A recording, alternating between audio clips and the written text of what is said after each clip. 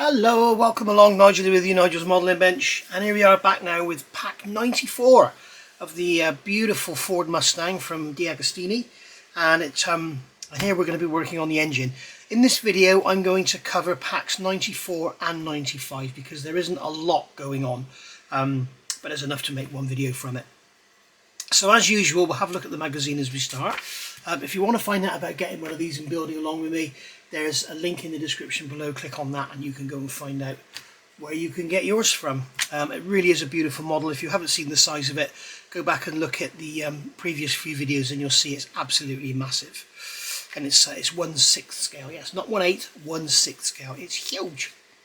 So, as I say, as usual, we'll start with the magazine. The Ferrari America, made for the United States.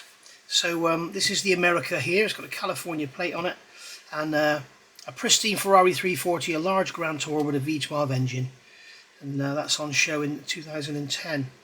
So it looks a bit like an MGB there, doesn't it, when you look at it? If you covered the front and the back up, you could think that was an MGB almost.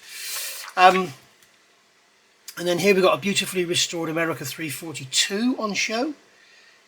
Designed to be less powerful but far more comfortable than the 340, which was to all intents the purposes a racing car.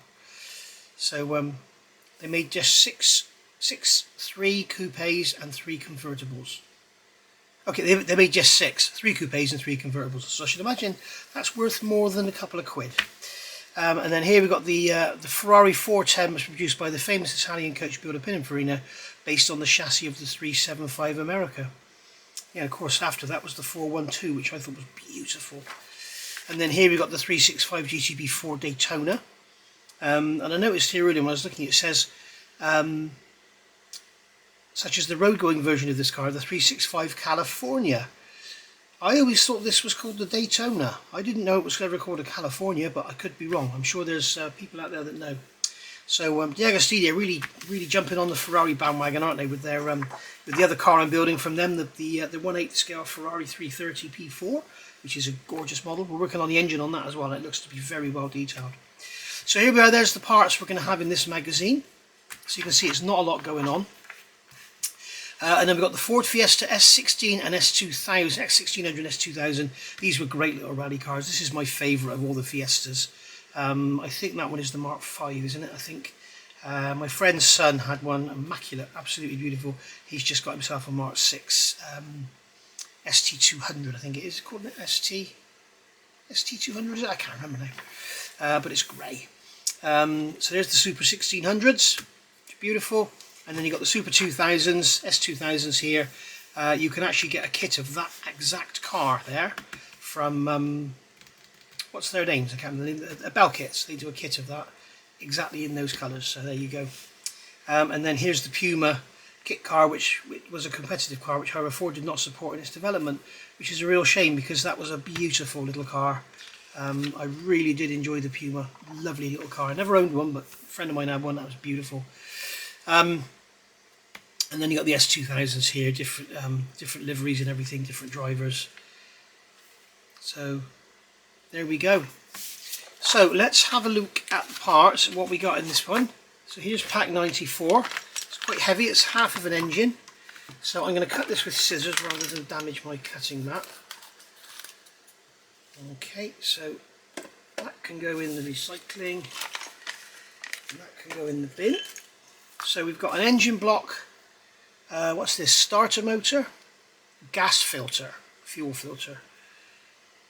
And they do get the names of these bits wrong. Remember they called the oil filter the fuel filter, and the alternator became the starter motor.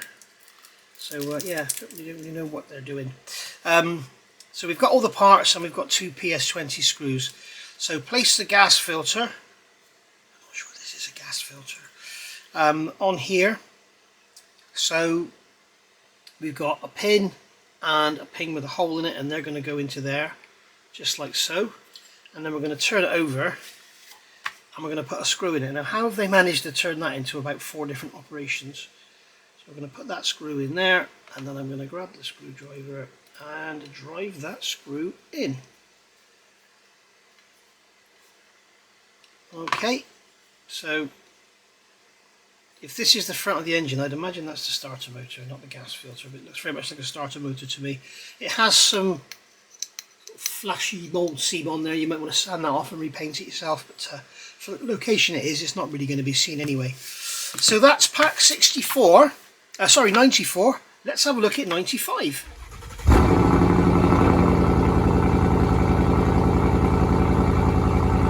Okay, so here we are at pack 95. That was my Mustang you heard there, which has now been sold. It's gone. I've bought a Fiat 131 and started a channel on building, restoring and modifying that one. So there we go. The Mustang had to go because I just didn't have the room to keep all the cars, and the one that I decided to get rid of was the Mustang, unfortunately, because it's the one that was easiest to replace should I change my mind. Anyway, enough about that. So here we are, Giugiaro's Mustang. Ford chose the 2006 Los Angeles International Auto Show to present one of the most beautiful prototypes in the history of the Mustang, a futuristic version of the model designed in Italy by the talented Fabrizio Giugiaro. So there we are, based on the 2005 model. You can see the references there with the grille, and you can see the references with the rear lights and the side windows there. Beautiful, absolutely beautiful. Look at that dashboard, lovely. And then here's the bits and pieces we're going to be doing. So we've got exhaust manifolds and everything. So going over the page, I've still got pack 94 here. V8 mid-engine, a winning formula, sure is. V8 mid-engine is probably the best formula, or V10 mid-engine. But if you look at all the best cars in the world, they're generally mid-engine, aren't they? So there we go, there's the GT40, or the Ford GT, sorry. Mark II. And then, sorry, that was the GT4. What am I talking about? The one after it was the Ford GT. And then here we got GT40 at 1964, 24 Hours of the Man. It had the car's original engine, a 4.2 litre V8 that was later replaced. You can see there's the engine layout there. Beautiful GT40. And there's the Mark IV with its aerodynamic body and 7 litre engine, which prevailed in the 1967 24 Hours of the Mall. It was a very, very different car to the early cars. Very different indeed. There's hardly any similarities. People think it's just a longer tail or something. Go and watch some. There's actually a video. I can't think where it is now. It's in a place in America, and they've actually got the two cars and they look at them both, you know, underneath the panels, and the differences are astonishing. So this one shows the car's front, same with the radiator in the foreground. It's double wishbone suspension. You can see the upper one clearly, and ventilated disc brake along with its air cooling and duct. Now I'm not sure if that's a Mark IV or that's an early one. It looks like an early one to me. So there we go. There we are. So let's just go back to where we were with the parts. Here we go. So pack 95. So I'm going to get this one open. The scissors off my hands. If you can hear a buzzing in the background, like a humming in the background, I'm sorry, it's my fan. It's 30 odd degrees today. Very, very hot, which is why I'm doing this, because I can't do any other form of modelling because it's too hot. You have the glue open and it's all in your face. You have paint drying, you know, sooner than it touches the parts.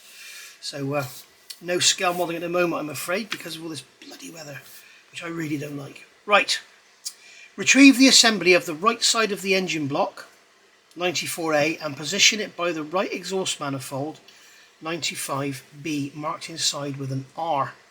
There's the R, so you can identify the two attachment points indicated in the picture. So with the engine that way up, that's going to go like that on there, and then we're going to turn it over and we're going to fit two PS28 screws in. So here's our PS28 screws. So we're going to put one in there,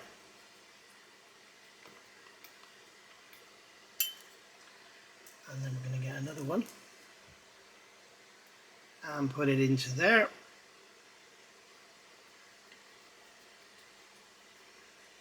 Just like so.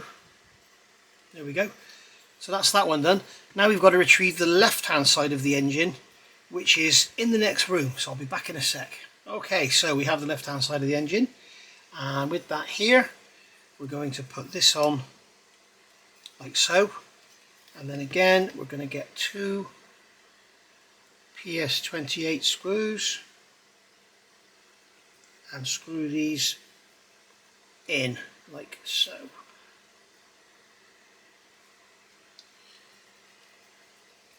Just like that. Okay, and then we are going to fit the dipstick. So we've got the left hand side of the engine, we've got a hole here, so we're going to fit, what have they called this? Oil level checker. Oil level checker. That's going to go in like that. Okay, so we've got like a, it's like an arch shape on the end of there, and you've got an arch shape in the hole, so make sure you get it the right way up. And that's just going to push in like that. It's a lovely snug fit. I'm going to grab a pair of tweezers as an insertion tool and just put that up, just pinch it on there and then use the tool to push that in. That's a lovely fit in there. No glue required. And there we go. There's our engine oil level checker. Commonly known as a dipstick. Maybe they don't want to use the word dipstick. There we go. So there we are. So that's pack 94 and 95 completed. So in the next video we'll be looking at pack 96 and maybe 97 as well. Let's have a look. So I'll see you soon. Thank you for watching. As I say, if you want to get yourself one of these, there's a link down in the description below. And don't forget to get yourself over to Brooks Models for your modelling accessories and everything. brooksmodels.com. See you soon. Thank you for watching. Bye for now.